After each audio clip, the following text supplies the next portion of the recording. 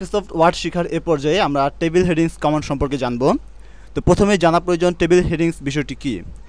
Table headings বিষয়টি হচ্ছে যে আমরা যদি অনেকগুলো রো বিশিষ্ট একটি টেবিল তৈরি করি, অর্থাৎ এক পেজ থেকে টেবিলগুলো আরেক পেজে চলে যাবে, তখন আমরা প্রথম পেজের টেবিলের হেডিংসে আমরা যে লেখাটি লিখে দেব, অন্যান্য পেজেও যাতে সেই একই অন্যান্য পেজের হেডিংয়ে ঠিক একই রকম হেডিং চলে আসবে।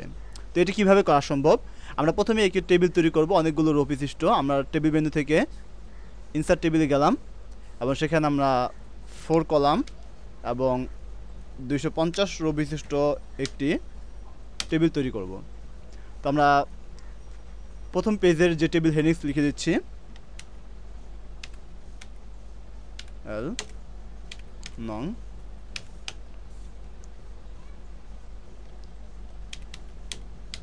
Name position ALARY salary.